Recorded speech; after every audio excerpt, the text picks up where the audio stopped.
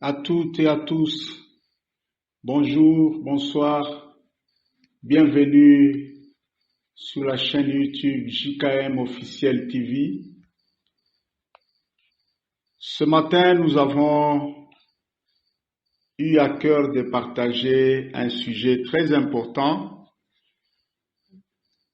C'est quelque chose qui se passe dans le vécu de beaucoup de gens et plus particulièrement ici dans mon pays, dans la République démocratique du Congo. Je pense que beaucoup de gens se retrouvent en train de traverser des réalités conformes à ces sujets que nous voulons aborder. Ça veut dire quoi? Beaucoup se retrouvent dans des situations telles que ils n'ont rien, elles n'ont rien, ils sont dans des conditions difficiles et parfois ils ne savent même pas sur quoi ils peuvent s'appuyer pour avancer dans la vie, pour réussir dans la vie, pour stabiliser leur vie. Beaucoup se retrouvent souvent dans des réalités qui les amènent à dire des choses telles que il n'y a rien ici, je me retrouve au milieu de nulle part, je ne sais pas sur quelle base je vais m'appuyer, je n'ai aucune ressource, aucun capital de départ pour me lancer, pour avancer.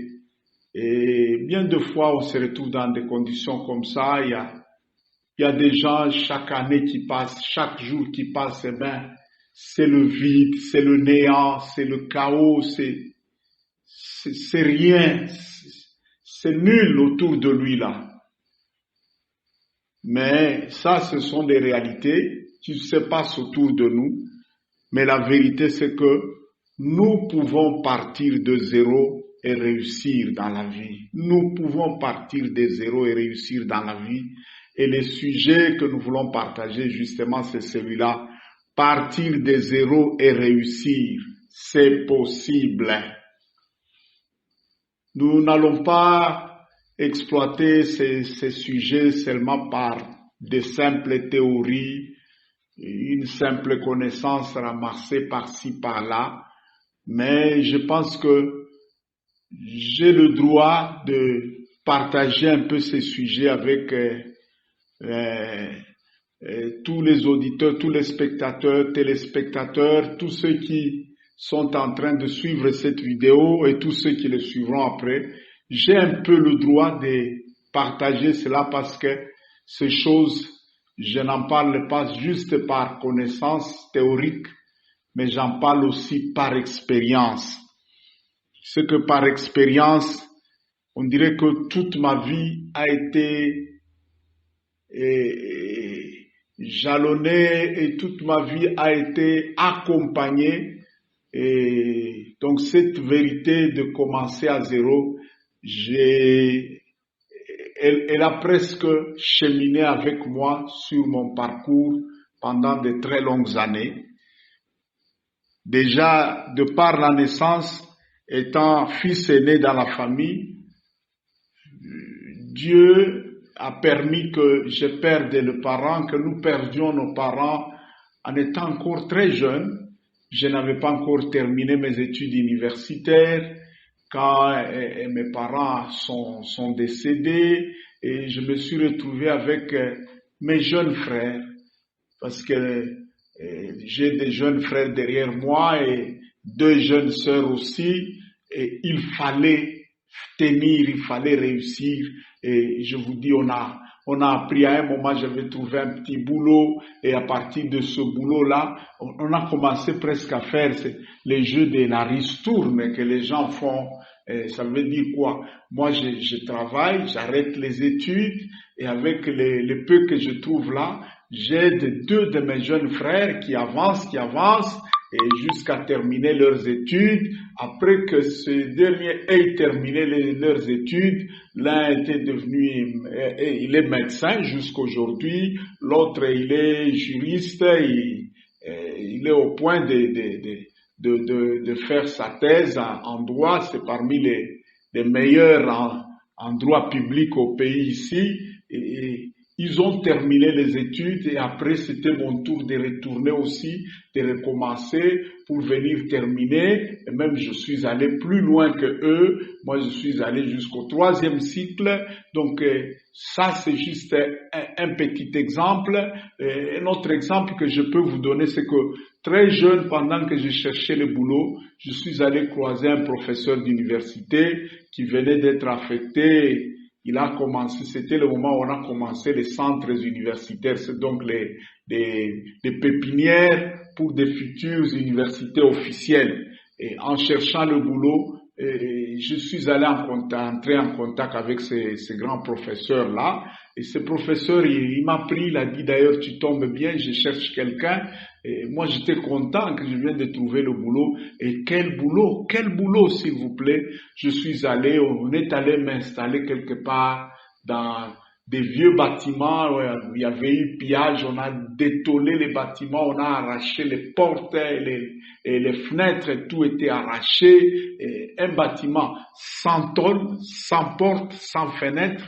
Et on me donne une vieille chaise là, sur la cour dehors, sur la pelouse là, on dit fais tout, amène quand même les gens à faire confiance à cette institution, que les étudiants s'inscrivent pour que cette université puisse fonctionner. Voilà, c'était ça mon premier boulot. Et là, je vous dis que j'ai appris à faire un marketing fou alors. Et là, j'ai appris comment la prière ici et la foi ici peut amener les gens à venir se faire inscrire dans un truc comme ça. Et petit à petit, à un moment, avec l'aide de Dieu, cette université-là, d'ailleurs, même le prof là, à un moment fatigué, il était rentré, il est allé chez lui à Kinshasa, et je me suis retrouvé seul dans cette aventure-là. Mais je vous dis que cette université a progressé au point qu'à un moment, une société est venue, et par miracle, je ne sais pas comment, ils ont tollé, ça a pris quand même forme, et le moment où j'étais au point maintenant de démissionner pour me lancer dans l'œuvre missionnaire et aller ailleurs où je devais commencer le travail comme missionnaire, j'ai laissé cette église-là dans les mains du recteur, de l'ancien recteur de l'UNILU, le professeur Kakoma Sakatolo. Et de là déjà, l'université avait déjà pris de l'ampleur, c'était des milliers de gens.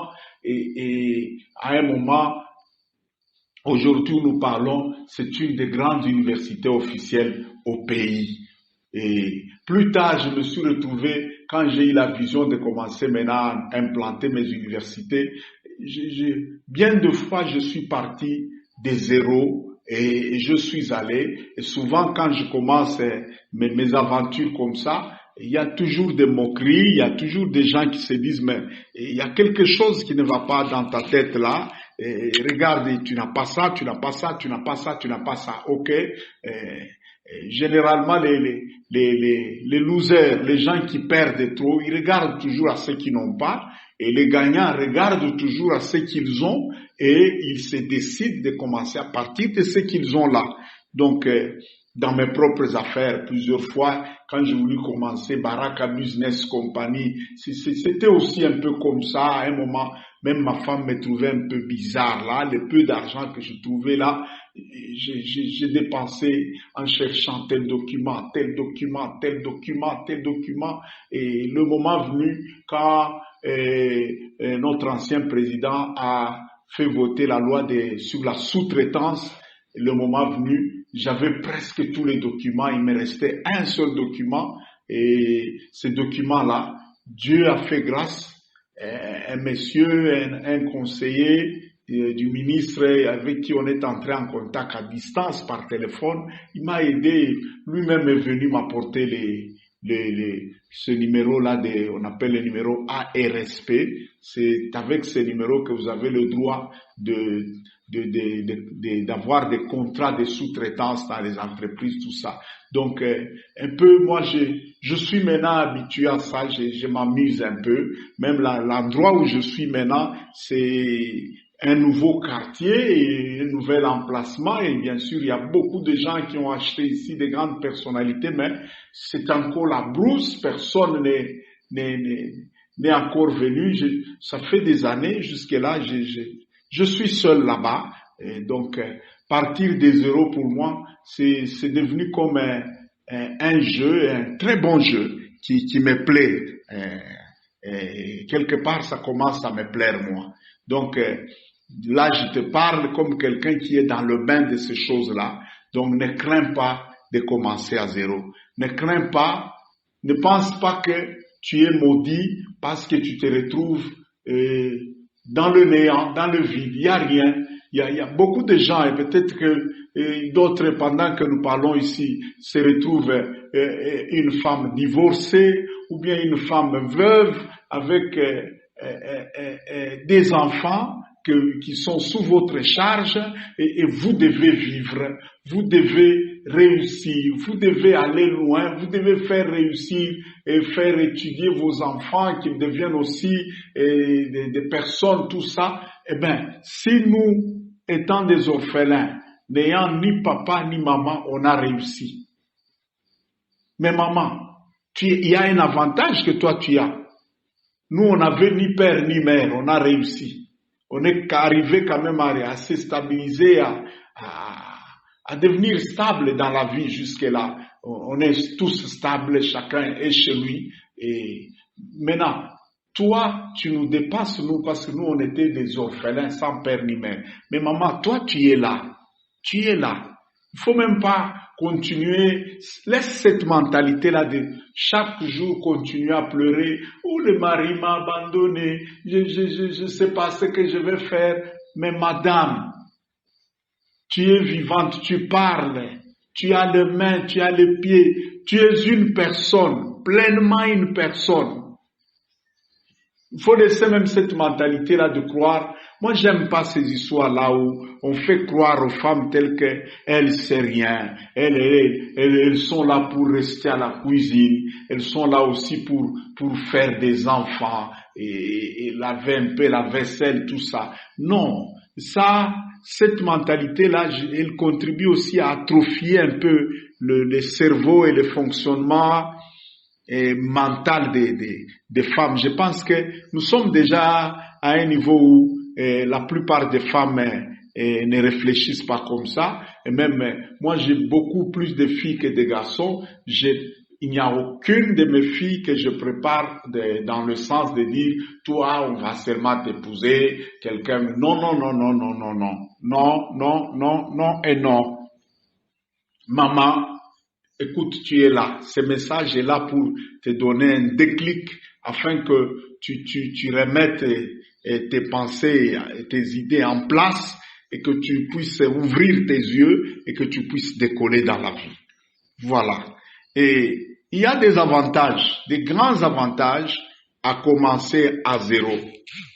Ce n'est pas une malédiction, ce n'est même pas un désavantage. Moi, je suis là seul. Je n'ai personne pour m'aider. Il n'y a rien autour de moi. Je suis là, je ne sais même pas par où commencer. Écoute, cette position-là que tu trouves comme une malédiction, en fait, c'est la position la meilleure. Je vais te surprendre avec ce que je te dis là. C'est la position la meilleure. Pourquoi? Je vais donner les avantages de ceux qui commencent à zéro. Les avantages de ceux qui partent à zéro, ces gens-là sont et seront et resteront considérés comme des pionniers ou des pionnières. Vous savez, par exemple, aucun Américain ne pourra jamais oublier le nom de Christophe Colomb parce que celui qui a découvert les États-Unis, que vous le vouliez ou non, il restera le pionnier de tout ce qu'on voit aujourd'hui sur le nouveau monde, là, comme on l'appelait au début, là, les États-Unis et tout ça. Si Christophe Colomb n'avait pas découvert ça, et la plupart de ces explorateurs-là, ils étaient un peu considérés comme des aventuriers, hein, comme des gens qui prennent trop de risques. Un peu, ils étaient considérés comme un peu des fous.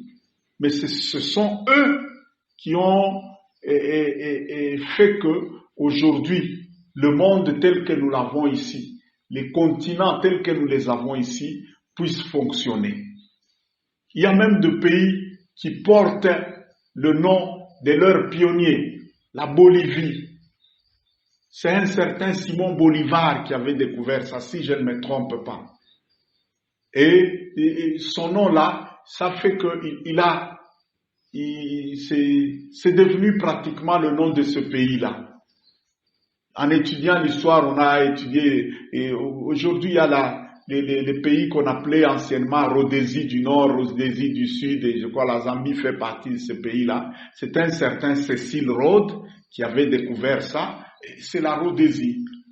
Donc, le premier avantage quand on commence à zéro, c'est que on est et on sera un pionnier. Bien sûr, la culture de nos pays, surtout en Afrique ici, c'est une culture qui n'honore pas un peu les valeurs morales, on ne les honore pas. Quand on dit que quelqu'un c'est un pionnier, ça ne dit rien. Pour nous, être quelque chose, c'est avoir plein de billets de banque dans les poches et tout ça.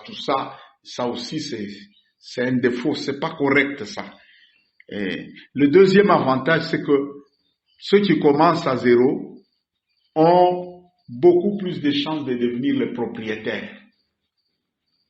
Une entreprise que j'ai commencée, personne ne viendra m'imposer les mandats. Les mandats là, vous dites les mandats c'est fini, il est fin mandat. Monsieur, allez faire ces histoires là, allez faire ces histoires à la politique là-bas, pas ici chez moi. J'ai acheté ma propre parcelle, j'ai construit, tant bien que mal, je n'ai pas encore achevé beaucoup d'histoires. Ici, c'est chez moi, il n'y a pas de mandat. J'ai commencé mes propres universités, tant bien que mal. Je suis encore à un niveau où je dois maintenant, j'ai déjà des concessions, je dois construire et quitter un peu l'histoire des locataires et tout ça. Mais écoutez, ce sont mes affaires. Personne ne viendra là m'imposer sa loi. Ce sont mes affaires. Donc, tous ceux qui viendront entrer dans ces universités-là, eh bien, vous venez parce que vous venez travailler dans mon business, vous venez travailler dans mes affaires. Point barre. Eh bien, c'est ça. Donc, quand vous avez l'avantage de commencer à zéro, eh bien, c'est vous le propriétaire.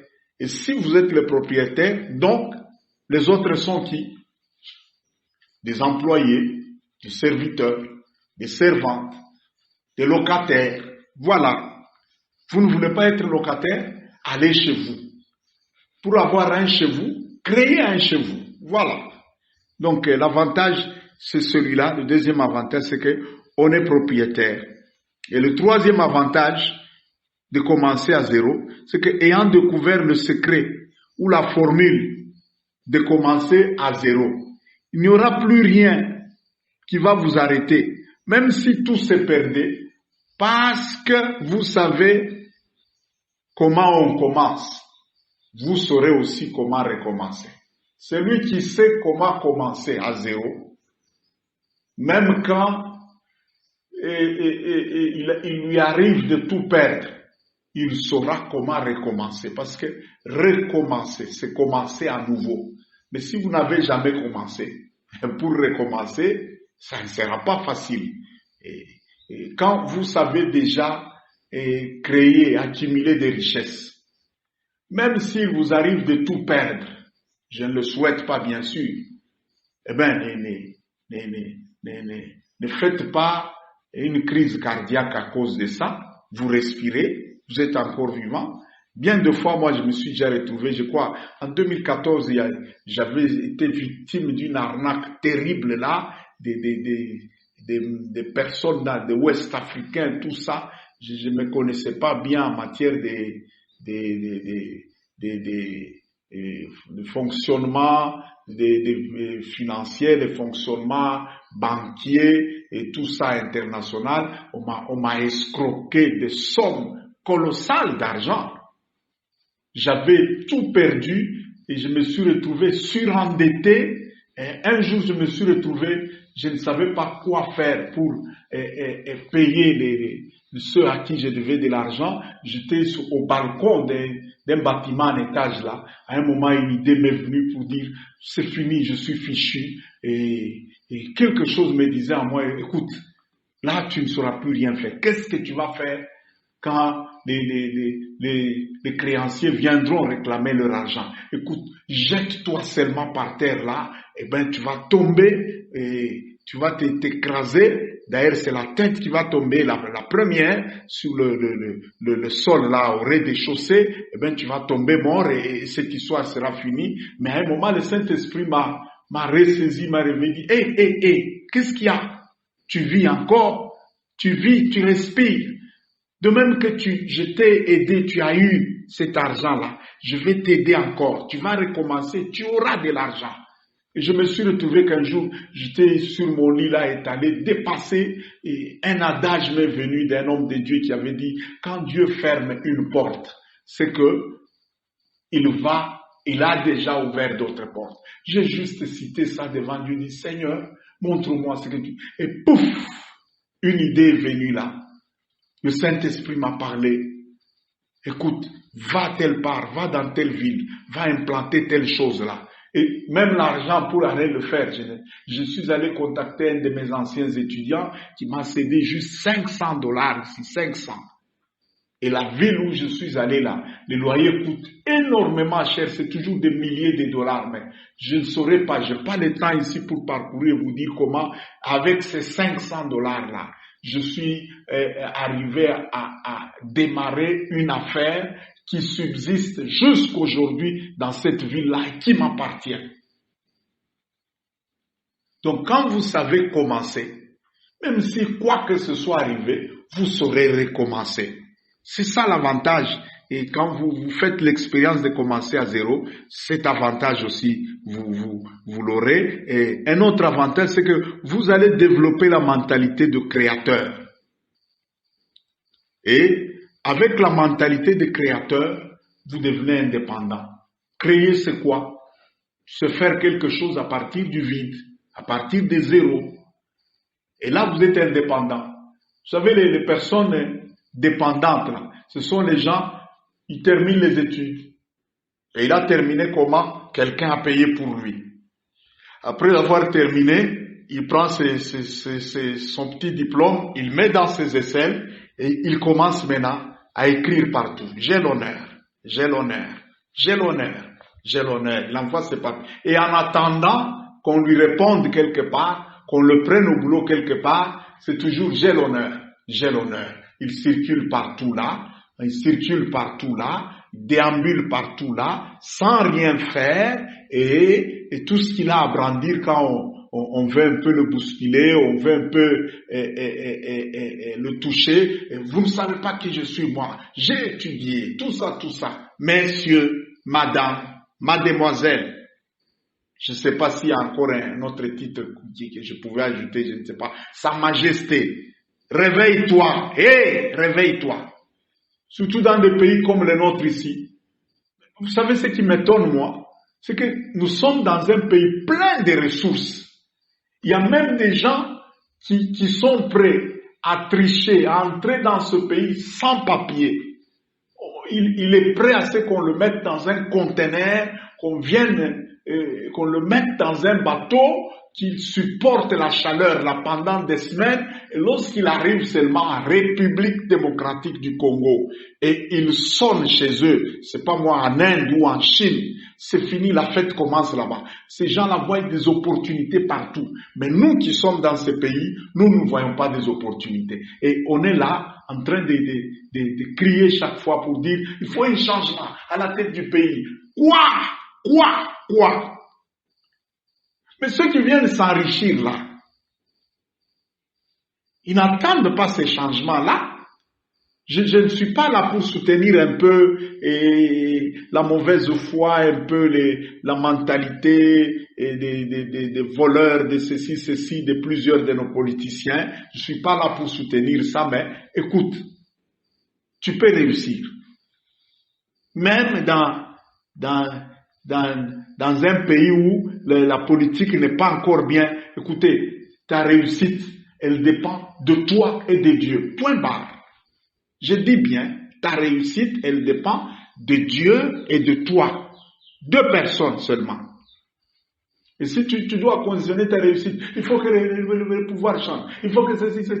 Il faut qu'il y ait quelqu'un qui fait. Bon, finalement, tu vas exiger à un moment qu'il y ait des gens au pouvoir tels que ils préparent le foufou, ils viennent, ils entrent dans vos maisons, et d'ailleurs ils vous construisent des maisons aussi, et puis ils viennent, et vous vous asseyez là, vous ouvrez seulement la bouche, eux ils prennent maintenant le cuillère et tout ça, pour mettre la nourriture dans la bouche. Tu vois un peu là où tu es en train d'aller là, tu vois un peu ce que tu es en train de devenir là. Vous savez, tout ça c'est dû à quoi? Quand vous êtes dans des conditions un peu trop faciles, votre cerveau commence un peu à s'atrophier là. Ça ne réfléchit pas beaucoup. Mais quand vous êtes dans des conditions très difficiles, votre cerveau réfléchit beaucoup. Donc être toujours dans des conditions trop faciles là, n'est pas toujours un avantage comme on le pense là. Être aussi dans des conditions un peu trop coincées, trop difficiles, n'est pas toujours un désavantage comme on le pense là. Donc, l'avantage aussi de ceux qui commencent à zéro, c'est qu'ils développent la mentalité de créateur, ils développent la mentalité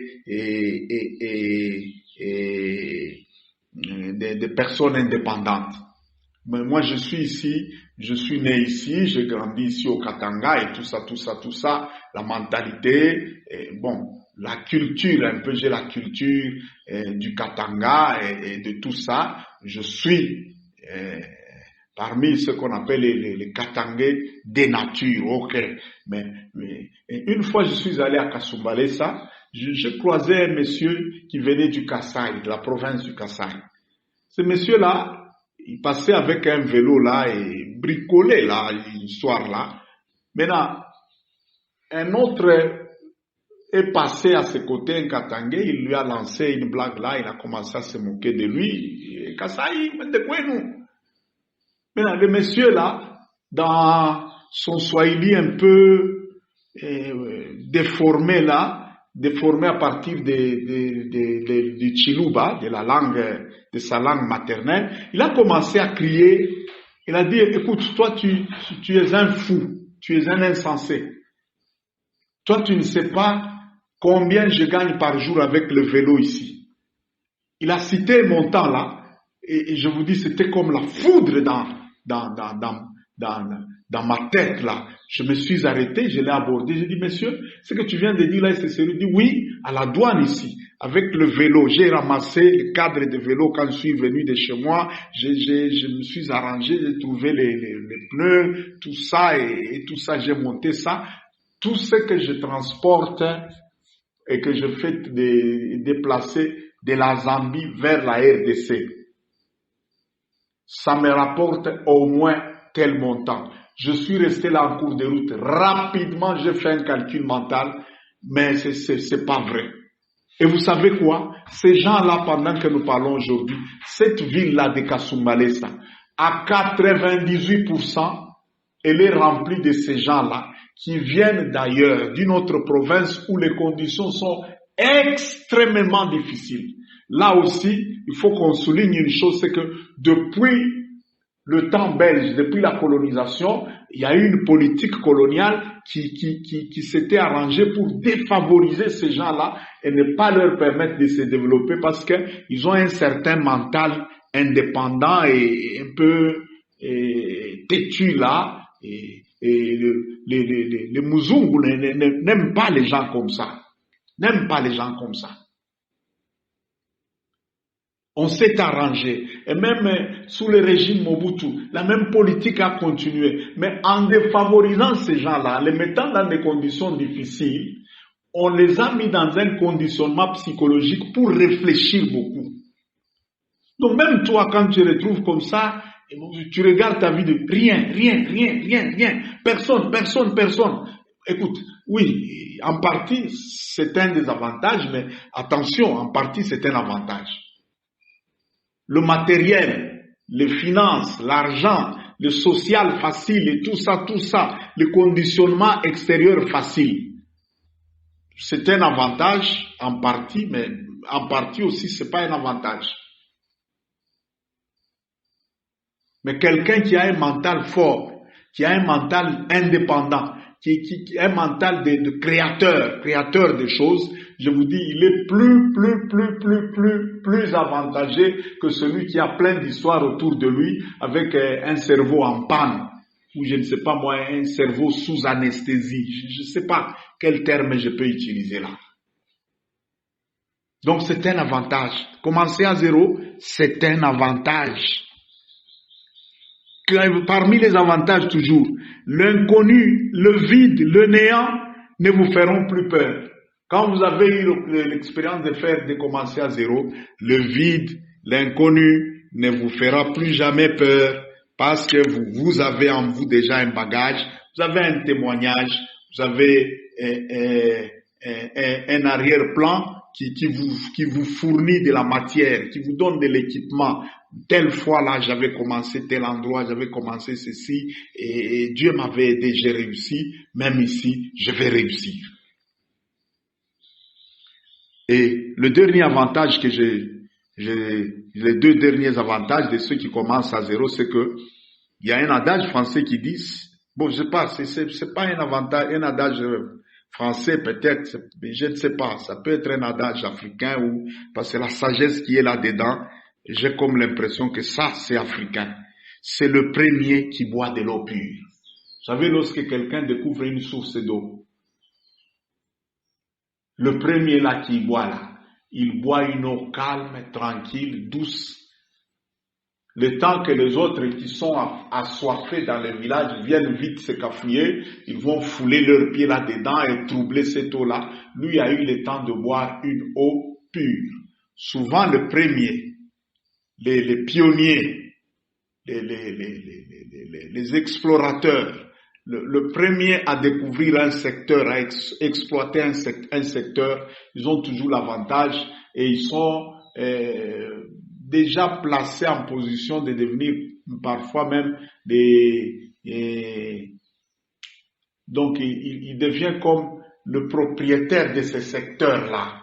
J'ai oublié le terme commercial là qu'on utilise souvent. Et donc le dernier point aussi, c'est que l'histoire n'oublie jamais les pionniers, même si l'on faisait tout pour les effacer. L'histoire étant très têtue, les vérités historiques remonteront toujours à la surface. Un pionnier, quelqu'un qui a découvert, qui a commencé un secteur, faites tout ce que vous voulez là, l'histoire ne l'oubliera jamais. Voilà. Maintenant, nous voulons passer au secret, les secrets pour partir de zéro et réussir. Je voudrais m'appuyer sur un modèle biblique qui nous montre quelqu'un qui a commencé à zéro et qui a réussi. Vous savez, ce monde ici, c'est un monde plein de merveilles. Un jour, je suivais une prédication de Renard Bonke. Il a dit, quand vous circulez partout dans le monde, si vous contemplez la nature, c'est tellement merveilleux, c'est rempli de merveilles au point que même si vous devez vivre éternellement sur cette terre, vous ne finirez pas de découvrir les merveilles qui sont dans ce monde ici. Écoutez, ce monde merveilleux que nous voyons ici, ce monde où, malgré tout ce qui s'y passe là, c'est rare de voir quelqu'un accepter de mourir et de quitter ce monde ici. Ce monde ici est parti du néant, de zéro. Au début là, tout était informe et vide. Il y a un terme que l'on utilise beaucoup aujourd'hui, c'est un emprunt de l'hébreu, tohu bohu. Ça veut dire informe et vide. Donc, le créateur qui a fait ce monde ici est parti du tohu bohu, de l'informe et du vide, et il a fait tout ce que nous voyons ici. Donc, pour moi, le modèle parfait à imiter pour partir de zéro, c'est le Créateur lui-même, Yahweh, Dieu notre Père. c'est le modèle parfait. Pas seulement ça. Et il y a plein de choses. Tout l'univers ici, il est parti de zéro, il a fait tout ça. Et il y a le texte de la Genèse. Ce texte-là contient de grandes vérités pour commencer à zéro. Vous savez, au début, quand cette année a commencé, j'ai regardé, il y a de mes affaires qui ont connu un peu de rechutes et de tout ça. Et il y a des choses que j'attends, des contrats que j'attends, tout ça, mais qui traînent encore. Et quand l'année a commencé, j'ai dit, waouh, Seigneur, j'avais tel projet, tel plan pour 2023, mais je suis resté attendre. Et voilà que 2024 commence encore. J'ai horreur d'attendre. Je ne veux pas attendre. Et justement, pendant que je méditais sur ça, je priais sur ça, et le Saint-Esprit a tourné mes pensées directement vers, je suis tombé sur ces versets ici, et quelque chose s'est passé en moi là. C'est là que j'ai eu l'inspiration de savoir que même quand c'est vide, c'est informe, on peut toujours commencer, on peut toujours démarrer quelque chose, on peut partir de ces zéros-là et connaître une ascension, connaître un succès et aller plus loin. C'est possible, c'est possible. Il y a un chanteur chrétien qui avait composé un cantique et c'est la sœur Nadège qui a chanté ça. C'est encore possible. Oui, je te dis, toi aussi qui m'écoutes aujourd'hui, je suis là comme porte-parole de Dieu pour t'annoncer que c'est encore possible. C'est encore possible. Faut pas laisser ces langages-là, non, c'est fini. Je suis fichu. Il n'y a plus rien. Non. Laisse ça. C'est encore possible. Vous savez, ce texte de la Genèse ici, je vais un peu le lire et c'est de là que je vais tirer de grandes vérités pour que nous sachions comment partir du vide, du néant et réussir dans la vie. Le texte de la Genèse chapitre 1, verset 1 à 3 nous dit ceci. Au commencement, Dieu créa les cieux et la terre. Mais la terre était informe et vide, et il y avait des ténèbres à la surface de l'abîme. Et l'Esprit de Dieu se mouvait au-dessus des eaux. Dieu dit, que la lumière soit, et la lumière fut. Voilà. Donc si nous voulons un peu méditer, si nous voulons un peu imager, faire une image, nous faire une représentation dans nos pensées de la réalité un peu de la Genèse, non, c'est terrible. C'est terrible. Quand on vous dit de dessiner quelque chose qui est informe et vide, vous ne saurez rien faire.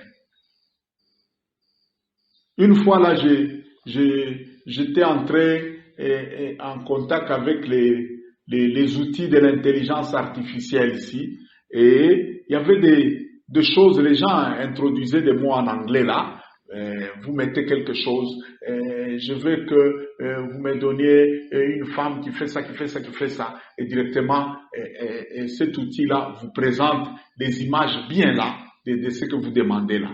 Maintenant, moi, je me suis arrangé, dit, représentez-moi quelque chose qui est informe et vide. Je vous dis, l'outil d'intelligence artificielle a échoué. Il n'a pas donné.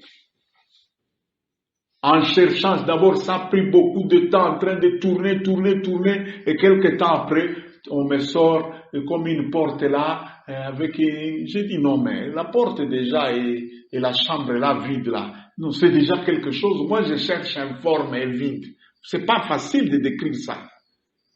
Écoutez, c'est dans ce chaos-là, c'est dans ce néant-là, c'est à partir de ce chaos, à partir de ce néant que le Créateur a commencé toute chose.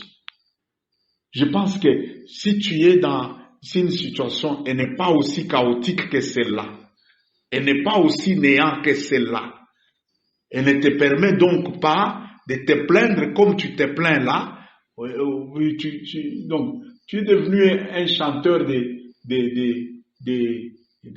lamentation. Tu commences à faire des jérémiades, comme on appelle ça en français là. Donc partout, tu passes, tu te plains, tu passes, tu te plains. Cesse ça. Cesse ça. Le problème, c'est que tu regardes du mauvais côté. Ce matin, Dieu, passant par moi, va t'aider à regarder du bon côté.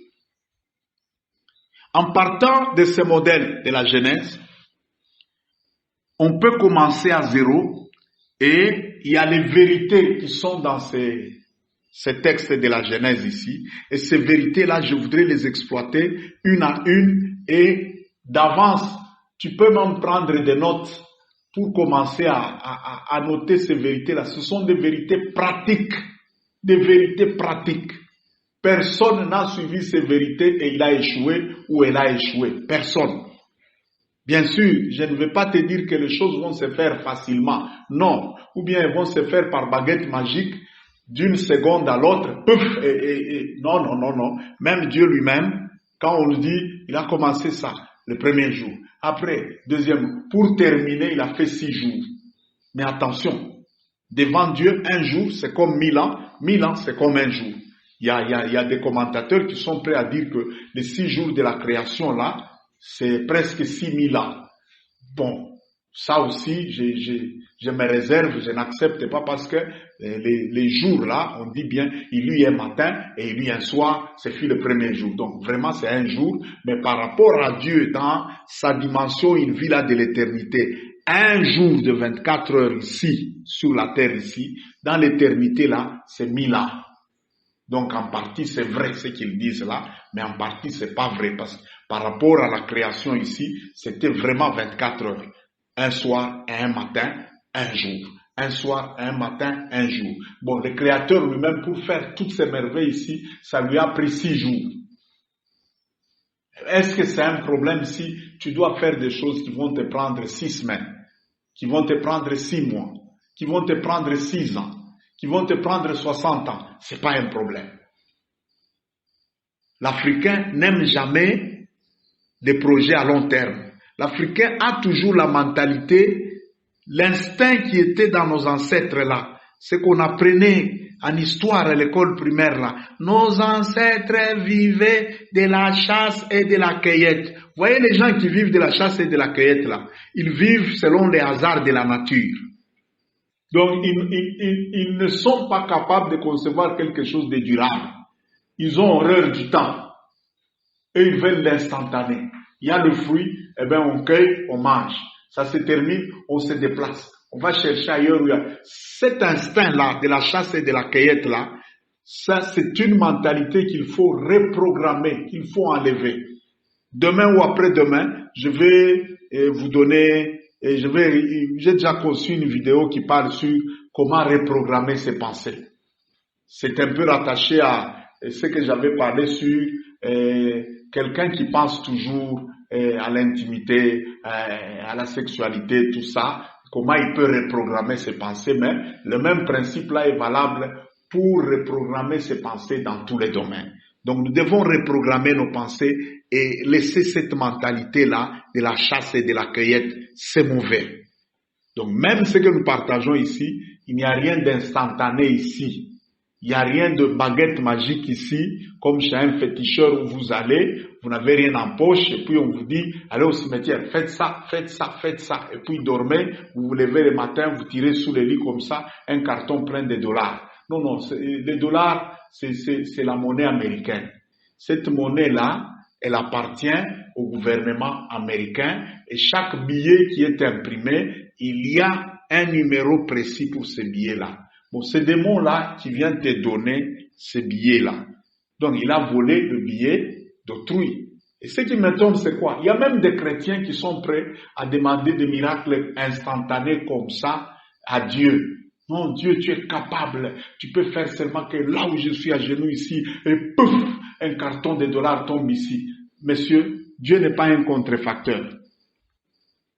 Dieu ne trichera jamais. Dieu ne triche pas, il ne trichera jamais. Cet argent que tu demandes à Dieu là, même Jésus a reconnu, l'argent là de César, quand on lui a dit, est-ce que nous devons payer l'impôt? Il dit, donnez-moi cet argent-là. L'effigie qui est ici, c'est pour que c'est César, c'est pour César. Les écrits qui sont ici, non, c'est pour l'Empire romain. Eh ben, rendez à César ce qui est à César. Donc, même la monnaie là, le gouvernement qui imprime, qui frappe sa monnaie là, même Dieu reconnaît que cet argent c'est pour le gouvernement américain. Maintenant, vous allez demander à Dieu de vous donner de l'argent sans avoir travaillé, que vous n'avez pas gagné les billets d'autrui. Même si c'est pour la RDC, le franc congolais, c'est l'argent du gouvernement congolais. Dieu n'est pas un voleur, Dieu n'est pas un contrefacteur. Si Dieu veut vous bénir, il va vous donner une idée créatrice à partir de laquelle vous allez gagner l'argent. Voilà la vérité. Voilà la vérité. Voilà la vérité. Si vous voulez vous dérober à ça, vous voulez chercher le prédicateur du genre baguette magique. J'avais vu, il y a très longtemps, j'avais vu une vidéo là, un prédicateur, je m'excuse en tout cas, je n'aime jamais parler de choses comme ça, mais ça me vient à l'esprit, permettez que j'en parle, je ne vais pas citer son nom. Il enlève sa chaussure, il jette la chaussure dans la foule là, et d'abord, dans la trajectoire de sa chaussure là, c'est tout le monde qui tombe, ça c'est un, je me garde de faire des commentaires sur ça, et là où la chaussure est tombée là, parmi ceux qui étaient tombés là, un a fait un effort et il s'est tiré à quatre pattes, donc il est devenu presque comme une chèvre, et il est allé, en prenant la chaussure là, il regarde dans la chaussure à l'intérieur, il y a un billet de $100, je crois, quelque chose comme ça, qui est apparu directement. Ah, ok, vous voulez des choses comme ça, des miracles comme ça? Ok, il y en a aussi les fabricateurs de ces miracles-là, mais je vous informe que ces miracles-là sont des miracles contre nature, des miracles qui vont à l'encontre de la vérité, à l'encontre des lois divines. Dieu, même en faisant un miracle, Dieu ne vole pas, Dieu ne viole pas les lois, ni les lois divines, ni les lois naturelles, il ne viole pas ça. Pourquoi est-ce que Jésus avait refusé de fabriquer un pain à partir d'une pierre quand il avait faim au désert? Jésus avait multiplié le pain, non?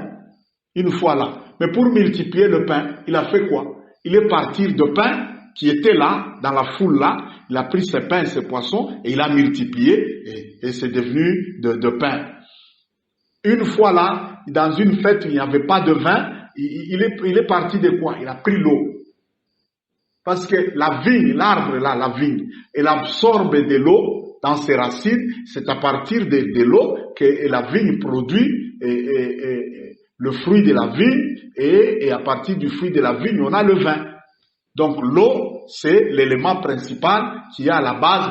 Il a changé l'eau en vin parce que c'est un miracle qui est conforme aux lois naturelles et surnaturelles. Il a refusé de changer une pierre en morceaux de pain parce qu'en réalité, même si il le faisait, ce jour-là, Jésus allait manger une pierre.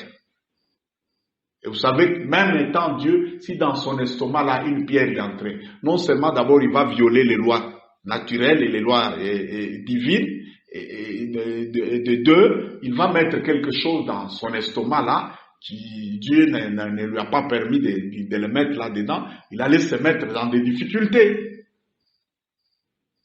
Donc, si vous voulez que quelqu'un vous donne des formules, des baguettes magiques pour changer les choses, ok. Les féticheurs et les autres prédicateurs, entre guillemets, qui sont là, mais j'ai déjà vécu autant de miracles, surtout dans les finances, autant de miracles. Je me souviens quand j'étais dans les fiançailles, j'ai fait 2 ans. Dieu m'a parlé pour me dire que je devais épouser ma femme ici. Mais 2 ans, j'avais pas d'argent. Un jour, j'ai prié, j'ai dit, Seigneur, mais c'est toi qui m'as dit d'épouser cette femme ici. Mais là, j'ai pas de boulot, j'ai pas ceci, j'ai pas ceci. La fille d'autrui, là, est en train d'attendre là-bas. Dieu m'a donné juste une parole. Une parole. J'étais déjà un prédicateur, il m'a dit, lève-toi, va chez Full Gospel. Il y a un mouvement là je ne sais pas s'ils travaillent encore aujourd'hui, les hommes d'affaires du plein évangile. Je suis allé là, Et curieusement, ces gens étaient étonnés. Aucun prédicateur sur la ville ne s'intéressait au full gospel. C'était des hommes d'affaires, mais ils avaient besoin de quelqu'un chaque samedi pour leur prêcher. C'est devenu mon terrain de travail. J'ai fait une année là, en train de prêcher chez Full Gospel, mais sans jamais demander l'argent. Mais je vous informe qu'un matin, je suis allé pour visiter une famille où il y avait une fillette malade, épileptique. Or, dans la famille là, ils avaient des dîmes. L'homme était un grand directeur, la femme aussi une responsable, chef de service quelque part. Ils ont calculé le retard des dîmes des années. Et ils se sont dit, Seigneur, nous devons payer ta dîme. Et ils ont dit, l'homme de Dieu qui va venir le premier ici chez nous demain matin, c'est à celui-là qu'on va donner. Et pendant ce moment-là, Dieu ne m'a pas dit, moi, il y a un sac d'argent là-bas, va, tôt matin, on va te donner. Non, Dieu m'a donné juste un boulot. Il y a une fille malade dans cette famille-là. Va causer avec sa mère pour que tu pries pour la fille là. Je suis arrivé là, la maman a sursauté, j'étais encore très jeune. Je crois 23, 24 ans. Elle a sursauté, je lui parle de sa fille, elle me dit, papa, reviens d'abord demain. Elle était dépassée, dit, moi je pensais que Dieu va nous envoyer un de ces prédicateurs-là, des grandes personnes très âgées, tout ça. C'est ces jeunes frères ici. Il dit ça à son mari dit, eh bien quoi? On a prié, si Dieu l'a envoyé, et curieusement ce jour-là, ce n'était que moi seul qui était passé à la maison là. Je suis venu le lendemain. Un sac, s'il vous plaît, un sac plein de briques d'argent. Un sac. C'est comme ça que je m'étais marié et cette histoire avait fait des désordres. Même dans mon église locale où je m'étais marié là, le pasteur a commencé à soupçonner qu'il y avait des gens qui me payaient leurs dîmes et tout ça. Il a béni mon mariage très fâché. Mais après, un des diacres de l'église qui priait avec nous chez Full Gospel est venu lui dire, tu cherches des problèmes pour rien. Ce garçon n'a pas eu l'argent à l'église. Écoute, il y a eu ça. Et heureusement, gloire à Dieu, mon feu pasteur là, il est déjà décédé. Et il m'avait rappelé, et puis il a dit, en tout cas, je te demande pardon. Moi, je pensais ça. On m'a dit là où tu as eu ton argent là, il n'y a pas de problème, que Dieu te bénisse. Donc, suivons cette procédure ici. Et les choses vont changer certainement. En suivant cette procédure ici, dans 6 mois, d'autres vont témoigner. Dans 1 année, d'autres vont témoigner. Dans 2 ans, d'autres. Et des années plus tard, ici devant, il y aura des gens épanouis, des gens bénis, de personnes bien stabilisées et enracinées, et sur le plan spirituel, et sur le plan social, et vous vous souviendrez de cette vidéo ici. Ça, je vous l'ai dit, retenez ça. La première des choses que j'ai tirées dans ce texte de la Genèse là, évitez de vous concentrer sur les réalités extérieures, sur les choses qui vous manquent. Ne regardez pas ça. Il y avait un forme vide devant Dieu là. Est-ce que vous avez entendu Dieu s'en occuper? Vous avez entendu Dieu parler de ça? Comment c'est comme ça? Comment c'est vide comme ça? Comment c'est... Et puis évitez les gens là, quand vous voulez commencer quelque chose, ils viennent vous rappeler toujours ce qu'il n'y en a pas. Ce qui manque. Ils viennent toujours vous dire, tu n'as pas ça, tu n'es pas ceci, tu n'as pas ceci, tu n'as pas ceci. Dites à cette personne-là, eh bien, va-t'en, laisse-moi faire les choses comme je vais les faire là. Si j'échoue, ça me regarde que moi. Si j'ai réussi, ça me regarde que moi. C'est ma vie, laisse-moi tranquille. Parfois, il faut repousser brutalement de telles personnes-là. Quelqu'un qui n'est là que pour vous rappeler ce que vous n'avez pas. Qui n'est là que pour vous rappeler que ce que vous n'êtes pas. Non. Même dans vos propres pensées, des pareilles pensées, repoussez-les, refusez. Évitez de vous concentrer sur ce qui vous manque. Tout ce qui manque, c'est le négatif. Et vous savez le rôle du négatif? Le négatif est là pour faire quoi? Le signe négatif, il est là pour faire quoi? Pour soustraire. Si vous regardez à ce qui manque là, vous vous sentirez de plus en plus dans le manque. Tika Makambouana, ne regarde plus là-bas. Ne regarde plus, c'est fini. Même Dieu, quelque part dans la Bible, il nous dit quoi? Ne pensez plus aux événements passés. Ne considérez plus ce qui est ancien. Oh, moi, moi, c'est la femme là que vous avez appris que son mari l'avait abandonnée avec 10 enfants. Donc, c'est devenu ça ton étiquette. C'est devenu ça ton nom maintenant.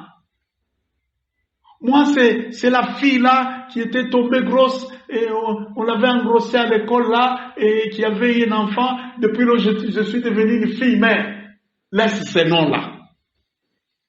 Ok, tu as déjà eu l'enfant, non? L'enfant est déjà né, non? Ok, la vie continue. Eh bien, réfléchis, vois ce que tu peux faire. La vie continue. Qui te dit que tous ceux qui ont eu des enfants et hors mariage, leur vie est devenue un échec? Qui te dit ça? Je n'encourage pas ça. Et si tu es encore une fille et tu n'as pas ne fais pas ces aventures-là. Mais celui qui est déjà ou celle qui est déjà dans cette histoire-là, écoute, relève-toi, secoue la poussière, mets-toi debout, la vie continue, continue. Deuxième élément, évitez toute pensée, toute parole allant dans le sens de « il n'y a rien ici, je n'ai rien ici, je ne saurais rien faire ici, je suis foutu ». Évitez ces paroles-là. Ces paroles-là, ce sont les collaboratrices directes de ces premières vérités-là. Plus vous parlez du négatif, plus les choses vont vous sembler être très compliquées, très difficiles. Ne parlez pas du négatif. La bouche ici que Dieu nous a donnée, c'est un instrument de création. Vous parlez le mal va venir. Vous ne faites que dire le mal viendra. Et là, vous allez chercher des sorciers, mais c'est vous-même qui avez créé tout ça et vous ne le savez pas. Troisième élément, retenez toujours ceci. Dans le vide là, dans le néant là, il y a toujours quelqu'un. Et il y a toujours quelque chose. Donc quand vous vous tenez quelque part, vous dites, il n'y a rien. Je suis au milieu de nulle part ici. Ok, dans le vide là, dans le néant là que vous dites, il n'y a rien, il n'y a personne. Il y a toujours quelqu'un. La preuve, celui qui parle là, toi qui parles là, il n'y a rien ici. Mais tu es là, je suis au milieu de nulle part. Non, nulle part comment? Tu es debout sur une terre. Il y a quand même une surface solide sur laquelle tu es debout là. Bon, comment tu dis, je suis au milieu de nulle part? Si tu as un téléphone et tu veux faire ce qu'on appelle la géolocalisation, est-ce que le téléphone ne saura pas te localiser? Non, on saura te localiser. Tu es quelque part et tu es quelqu'un.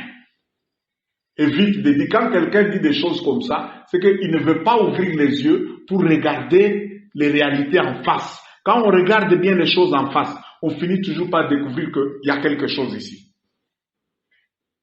Il y a quelqu'un ici. Même si je ne suis que seul, mais je suis quand même quelqu'un. Donc je suis là. Il y a quelqu'un qui est là. Oh non, je n'irai pas là-bas parce qu'il n'y a personne. Eh bien, vas-y. Quand toi tu seras là, les autres diront, ah, donc il y a quelqu'un là-bas, donc nous pouvons aussi y aller. Voilà. Donc évite ces paroles-là. Oh, il n'y a rien ici. Je n'ai rien ici. Je ne saurais rien faire ici. Je suis foutu. Évite ces paroles-là. C'est très dangereux. Retenez toujours que dans le vide là que vous considérez vide, dans le néant que vous considérez néant là, il y a toujours quelqu'un et il y a toujours quelque chose. Et dans cette vérité ici de savoir qu'il y a toujours quelqu'un, regardez ce que Dieu a fait là. Dans le néant là, le tohu-bohu là, la première des choses que Dieu avait et qui est son plus grand capital, Dieu était conscient de son identité. Il était conscient de qui il est. C'est le créateur. Un créateur n'a pas besoin que quelqu'un d'autre soit avec lui, qui ait ceci, ceci. Non. Créer, c'est quoi? C'est amener à l'existence quelque chose à partir du vide, à partir du néant, à partir de rien. C'est ça. La Bible appelle Dieu comme ça, il dit, et Abraham, notre Dieu, il a été fidèle devant Dieu, le Dieu qui appelle à l'existence des choses qui n'existent point, comme si elles sont là, et le Dieu qui donne la vie même à ce qui est déjà mort. Donc le premier capital très important, qui a aidé Dieu à commencer tout, c'est son identité. Dieu était conscient de qui il était. Est-ce que toi, tu sais qui tu es? J'estime que tous ceux qui m'écoutent ici sont déjà des chrétiens. Et si vous n'êtes pas chrétien, recevez Jésus maintenant. C'est le plus grand capital là. La nouvelle naissance, c'est le plus grand capital que l'homme peut avoir. Parce que quand vous avez la nouvelle naissance, vous êtes né de Dieu. Si vous êtes né de Dieu, c'est que vous êtes aussi un Dieu, un petit Dieu, comme Dieu le Père. Et si vous êtes le Dieu, vous devez faire les choses comme votre papa. Ton papa est un créateur, toi aussi, tu dois créer. Donc si tu n'as pas encore reçu le Seigneur Jésus, répète après moi ce que je dis ici. Répète et dis, Seigneur Jésus-Christ, je crois que tu es le Fils de Dieu. Tu es mort à la croix pour mes péchés. Je t'accepte ce matin comme mon Sauveur et mon Seigneur personnel. Je crois que je suis sauvé. Je crois que maintenant, je reçois la rémission de mes péchés. Je suis enfant de Dieu. Merci Père de m'avoir sauvé au nom de Jésus-Christ. Amen. Bravo, félicitations, vous êtes sauvés. Et retenez cette date ici, c'est la date de votre salut. Notre premier capital, c'est notre identité. Et qui sommes-nous? Qui sommes-nous? Dieu savait qu'il est le Créateur. Et nous, en tant qu'enfants de Dieu, nous sommes nés de nouveau. Nous sommes nés de Dieu, donc nous sommes aussi des créateurs. Dans le psaume 82, Dieu dit quelque chose, il s'adresse à ceux de l'ancienne alliance d'ailleurs. Dieu dit, j'avais dit vous êtes des dieux, vous êtes tous des fils du Très-Haut, et pourtant vous êtes en train de mourir comme des simples humains. Psaume 82, versets 1 à 8. Dieu regrette, il rappelle, il dit, moi qui vous ai créé là, vous êtes mon peuple. Moi-même là, j'ai dit dans ma propre bouche, j'ai dit, vous êtes des dieux. Cette vérité-là, beaucoup de gens sursautent pour dire, ah, blasphème, blasphème. Non, Jésus lui-même, dans la nouvelle alliance, il est venu réaffirmer la même vérité-là. Dans la nouvelle alliance, quelque part, Jésus s'adressant aux Juifs, il dit, Jésus leur répondit, n'est-il pas écrit dans votre loi, dans votre Bible là, n'est-il pas écrit, j'ai dit vous êtes des dieux.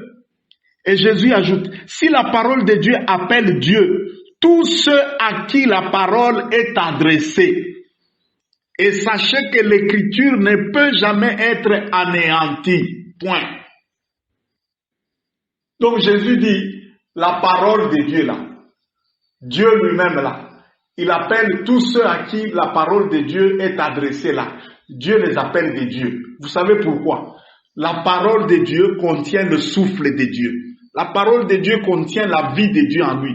Quand vous recevez la parole de Dieu régulièrement, ce qui entre en vous, en fait, c'est la vie de Dieu. C'est le souffle du Très-Haut. C'est l'Esprit de Dieu. Le Ruach, comme on appelle ça en hébreu. Le souffle vivant de Dieu là. Ça vous entre.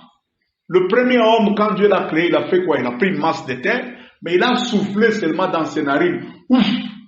Et la Bible dit, l'homme est devenu une âme vivante à l'image de Dieu. Jésus affirme que tous ceux qui reçoivent la parole, tous ceux à qui la parole est adressée là, comme vous écoutez là, ça fait plus d'une heure que vous écoutez, tout ce que vous écoutez ici, c'est le souffle, le roi de l'Éternel qui entre dans vos narines là. Vous n'êtes plus une personne ordinaire. Vous n'êtes pas un simple humain.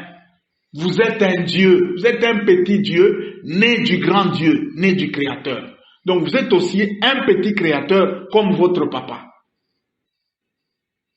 Regardez vous savez dans les gouvernements que nous avons au pays ici, il y a combien de gens qui sont les fils de ceux qui étaient déjà au pouvoir?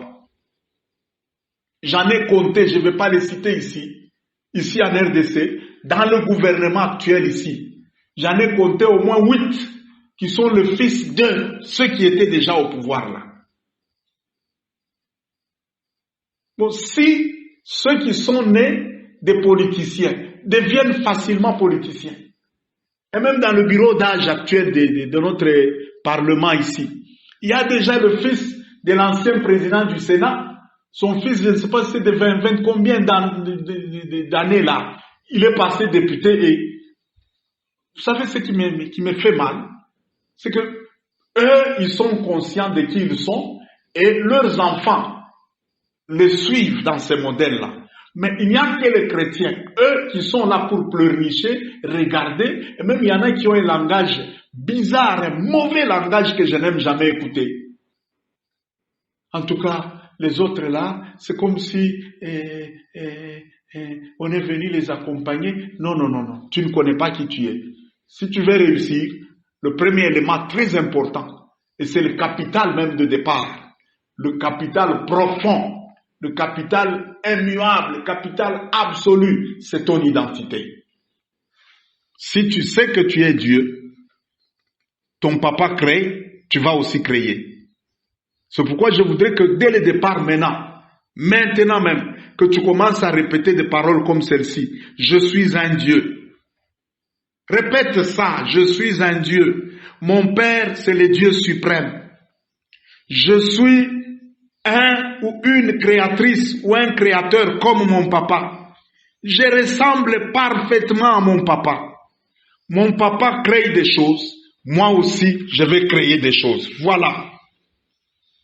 Et le deuxième élément qui a aidé Dieu à la création là, c'est que Dieu était conscient, en plus de son identité, Dieu avait autre chose très importante avec laquelle il a tout fait, sa parole.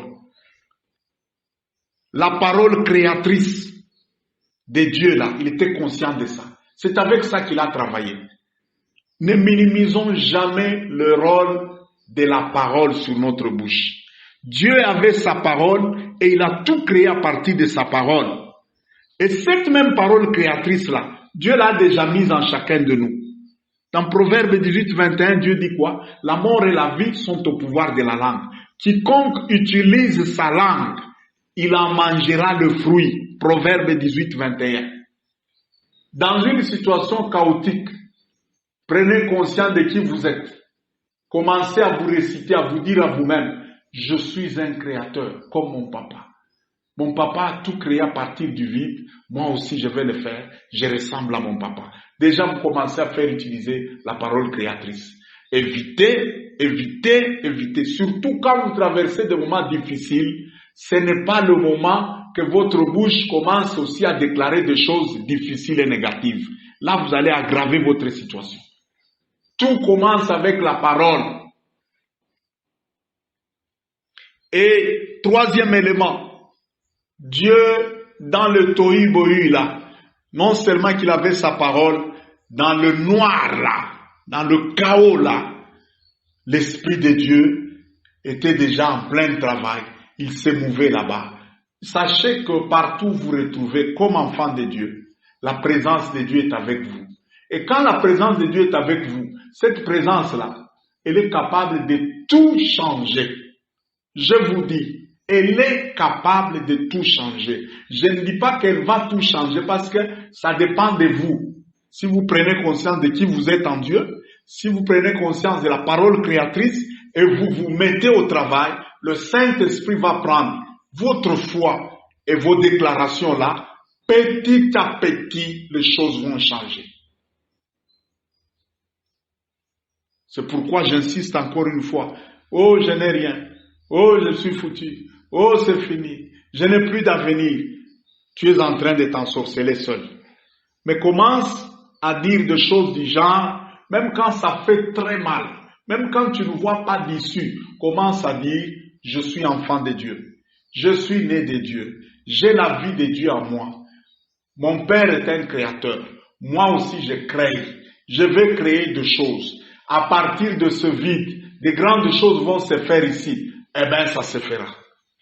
Je me souviens une fois, on avait commencé, dans le cadre du ministère aussi, bien de fois, je me suis toujours retrouvé que je suis toujours parmi ceux qui commencent, qui implantent à partir du zéro et après, les autres restent avec ça. Une fois là, on est allé dans un nouveau quartier, on a commencé une œuvre, on était moins de 10 personnes en tout cas. Un jour, on allait en visite, on est passé devant une très belle clôture là. En passant là-bas, une des sœurs qui était devenue après la présidente de maman à l'église, Et elle était dans l'équipe là. Quand on est arrivé là-bas, ils ont commencé à apprécier. Ah, quelle belle parcelle. En tout cas ici, ça se voit qu'il y a une famille qui a des moyens, tout ça. Et quand j'ai regardé, j'ai dit, vous savez, vous voyez toutes ces parcelles ici. Un jour, tous ces gens ici viendront prier avec nous. La maman s'est mise à rire. Parce qu'on était dans une pauvreté dont je ne saurais pas vous parler, vous décrire. Il fallait voir même moi-même là comment j'étais habillé. Elle s'est mise à rire et dit, papa, tu as exagéré. S'il te plaît, avec tout le respect que je te dois, tu as exagéré. Tous ces gens ici vont venir chercher quoi? Là où on est là, dans un truc qui ressemble à rien. J'ai dit, maman, merci, et bien tu le verras. Vous savez quoi? On n'avait pas passé 3 mois. On n'avait pas passé 3 mois. Un jour, j'ai vu une dame là, entrer dans la parcelle avec son fils. Elle est venue, mais le dimanche qui a suivi, toute sa famille est venue et c'était l'une des familles qui est restée un grand pilier et des grands financiers pour cette œuvre-là. Et un jour, j'ai appelé la maman qui s'était moquée. J'ai dit, maman, viens. Maman, viens. Tu te souviens, j'ai vérifié la parcelle d'où vient la maman qui vient ici avec sa famille. C'est exactement la parcelle que j'avais regardée, sur laquelle j'avais déclaré telle chose. Maintenant, qu'est-ce que tu dis? Non. Ta foi, toi. Non, il n'y a pas des gens qui ont une foi, je ne sais pas moi, des couleurs rouges, d'autres. Non, la foi, c'est la foi. C'est un principe universel. La foi agit. Je vous informe que les paroles de foi agissent même chez les gens qui ne connaissent pas Dieu. J'ai un cousin, on a commencé l'université ensemble à Lubumbashi. Moi, je faisais la statistique et les maths de gestion. Lui était à la faculté de droit. Chaque fois, il y avait des problèmes chez nous. Il y avait des gendarmes du temps de Mobutu qui venaient chercher mon cousin là. C'est quoi? Il allait toujours suivre des filles, des familles très riches. Un jour, je l'ai conseillé pour dire, écoute, tu vas nous amener des problèmes un jour ici. Il me dit quoi? Écoute, regarde-moi très bien. Je ne mourrai jamais pauvre. Même si notre famille est pauvre, moi, je deviendrai riche, même en me mariant. Et le jour où je vais me marier, toi là, tu apprendras dans quelle famille je vais entrer. Et vous savez quoi? Ce cousin-là, il s'est retrouvé, il est professeur à l'université de Madrid. Il est marié à une des familles royales de l'Europe là. Je ne vais pas citer le nom. Il est marié, il est beau-frère à un des princes héritiers de l'actuel, d'un actuel roi en Europe là. Il prie pas jusqu'aujourd'hui, il n'est pas tellement dans les choses de Dieu, tout ça, à part la science, tout ça. Mais ces convictions profondes qu'il avait là. Et pas seulement elle. J'en connais beaucoup dans ma famille, à part moi-même, qui, dès la tendre enfance, ils avaient des choses qu'ils disaient avec une foi ferme. Et c'est arrivé comme ça. C'est arrivé comme ça. J'ai une autre jeune sœur, elle n'a pas beaucoup étudié tout ça, mais depuis toute petite là, elle était un peu, avec beaucoup de fier, trop de soins, tout ça. Chaque fois qu'on s'est moqué, on dit non, et toi, tu fais tout ça, et votre famille n'a rien dit. Moi, je ne serai pas n'importe qui. Un jour, elle s'est retrouvée mariée à un monsieur qui était ambassadeur de la RDC dans 3 pays. Dans 3 pays en Europe là. Et depuis lors, sa nationalité a changé. Elle vit en Europe, elle a déjà changé de nationalité. Ses enfants ont une des nationalités européennes ici. Je suis témoin de ces convictions. Moi-même qui vous parle ici, jamais je n'accepte que quelqu'un dise de moi, je suis pauvre. Non, ça, c'est un blasphème. Dieu ne peut pas être pauvre. Je suis Dieu. Je suis né de Dieu. Jamais. La pauvreté, jamais. C'est pas mon lot. Même si j'ai les poches vides, je ne suis pas pauvre. Mon papa n'est pas pauvre, eh bien, je ne suis pas pauvre. Les choses sont en train de changer. Elles vont changer dans le sens de ma foi. Il sera fait à chacun selon sa foi. Donc l'Esprit de Dieu est là, en train de s'émouvoir. Et dans cette mouvance-là de l'Esprit, la première des choses que Dieu a cherché, et à partir, c'était ça, la première étape pour commencer à créer les choses, qu'il y ait la lumière. Cherchez d'abord la lumière. Et la lumière, c'est quoi? C'est la révélation. Cherchez à ce que Dieu vous éclaire. Ok, tout le monde t'a abandonné. Ok, tu n'as plus rien. Ok, mais quand même tu es vivant ou tu es vivante. Personne ne regarde à toi. Ok, mais quand même Dieu est avec toi. Il vit en toi là. Et sa parole est en toi, son esprit est en toi et même son esprit est avec toi. Demande à Dieu de t'éclairer. Demande la lumière. Seigneur, illumine-moi, éclaire-moi. Et vous savez, quand Dieu nous éclaire, dans une situation difficile, lorsque Dieu nous éclaire, Dieu nous amène des idées créatrices. Des idées qui vont générer des bénéfices, générer des bénédictions, générer des changements, générer des avantages pour nous. Dieu nous apporte toujours des idées créatrices. Dans la crise là, dans le tohu-bohu là, la lumière de Dieu vient. Elle est déjà en train de venir, elle va t'éclairer, tu sauras que je peux commencer par ça. Et lorsque les idées créatrices viennent, ne regardez plus haut, j'ai pas ça, j'ai pas ceci. Non, non, commencez. Dans les faibles conditions où vous êtes là, commencez. Beaucoup de gens échouent, beaucoup de gens bloquent parce qu'il y a l'orgueil en eux. Non, quand on va me voir seulement passer avec la houe en cours de route, moi, non, je peux pas faire ça. Quand on me voit seulement, moi ici, passer avec un bassin, avec plein de mains sur la route, non. Même Dieu a commencé, le commencement de Dieu est là, dans la Genèse. C'était un faible commencement, non? Maintenant, toi, tu veux éviter ça comment? C'est l'orgueil, ça. Dieu commence, mais toujours le commencement a toujours été faible. Ce n'est pas ton commencement à toi qui sera autre chose. La preuve, cette chaîne, quand j'ai eu l'idée de commencer la chaîne ici, pas l'idée, le Saint-Esprit m'a donné et l'ordre de commencer cette chaîne, en me donnant même le nom. Ne mets pas le nom, je voulais mettre le nom de ma communauté. Dieu dit non, mets d'abord ton propre nom à toi. J'ai dit à Seigneur, j'obéis. Mais quand j'ai voulu commencer la chaîne là, j'avais un PC qui est déjà déclassé. Je me préparais à aller acheter un autre, mais il y a d'autres dépenses qui sont prioritaires et tout ça. Je me dis, mais je vais commencer comment? Le Saint-Esprit me dit, mais tu as un PC là? Il dit, celui-ci, abîmé comme ça, tout ça. J'ai commencé avec ça. La preuve, je ne fais pas de vidéos directes. Pourquoi? Parce que même les petits studios ici, bien construits, mais inachevés, il n'y a ni fenêtre, ni porte. J'utilise ça et à un moment, j'ai dit, Seigneur, il n'y a pas de caméra, il n'y a pas de... Dieu dit, tu as un bon téléphone là. Utilise ce téléphone là. Utilise ta voix. Utilise le don de la parole que j'ai mis en toi là. Travaille avec ça. Même le montage ici, montage vidéo, j'étais nul. C'est une de mes petites filles, la Harmonie, l'avant-dernière. Elle qui était l'experte et qui s'amusait avec le PC. C'est elle qui m'a montré, papa, écoute, il y a déjà une application dans le téléphone. Entre ici, fais ça. J'ai commencé à apprendre. Sur le tas là, j'apprends et je publie déjà.